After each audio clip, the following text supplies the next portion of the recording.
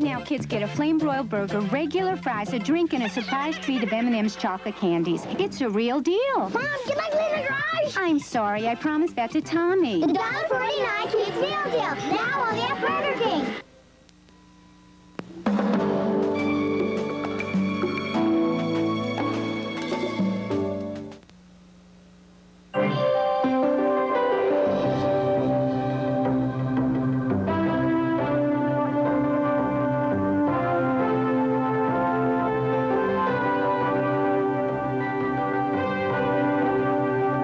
Good evening, everyone. A 79-year-old Boonville woman was killed early tonight, and her 76-year-old passenger was injured in a car tractor-trailer accident on Route 12 North.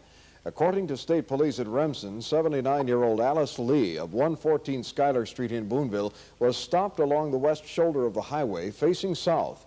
A tractor-trailer driven by 33-year-old Ledamus Roberts of Savannah, Georgia, was heading south.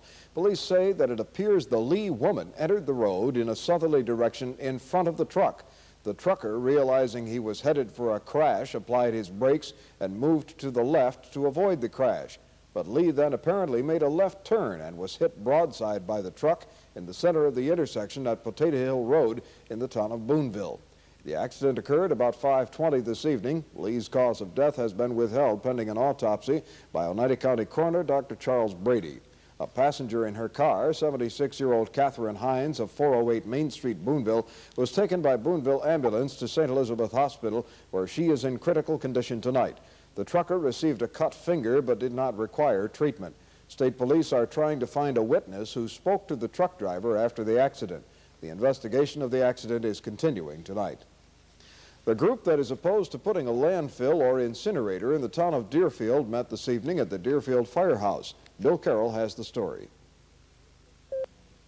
Submitted revised bids today. No details. A.H. Robbins itself was up 3 1/8 points on the approval from the appeals court for its reorganization plan and, of course, the acquisition by American Home Products. Getty Petroleum up 2 1/8. The company yesterday said is going to buy up to 500,000 of its own shares. Lazy Boy Chair getting up and out very nicely. A 1 3/8 point gain. The company said it's going to try to maximize shareholder value. Chris Craft Industries up 1 1/2. It will benefit if Time succeeds in its $70 a share tender offer for Warner, because Chris Craft owns 19% of Warner.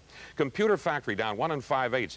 Now, there was an analyst at Mabon Nugent that issued a release saying that a number of its sales force left the company in Massachusetts. We talked to Computer Factory just moments ago. They said that's not true. They only lost a regional sales manager back in March. DeSoto, the major paint maker in the country, a lot of red in that stock today, up down 4 3/4. The company is slashing its quarterly dividend from 35 cents to 10 cents due to weak earnings. On the American Exchange, a gain of 0.83 in the market value index. For the week overall, it was down 4.33. Volume well down from yesterday's pace, and 6 more issues losing than gaining. BAT Industries topped the active list on 2 1/4 million shares, up a 16th. Thai Communications lost an 1/8. Wang B up an 1/8. Texas Air up 1/2, and Hasbro up 1 1/8 points. The latest Business Week suggests that due to the chairman's extended illness, the company may be vulnerable to a takeover. Ketchum and Company, a pharmaceutical distributor, up 1 1/2 points. They didn't return our calls. American Home Products, that's the score part of the America's Trust. It tracks the movement in the stock, moving up along with the common stock. NASDAQ trading a gain of 0.11 in the index today, but for the week it was down 6.40.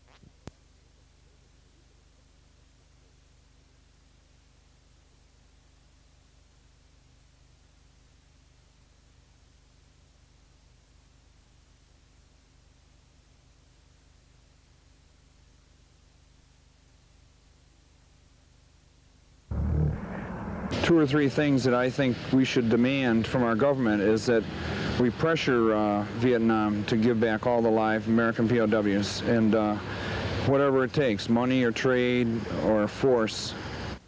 Hammes said there are those in Washington who have been trying to reassure Americans that there are no living prisoners of war in Vietnam.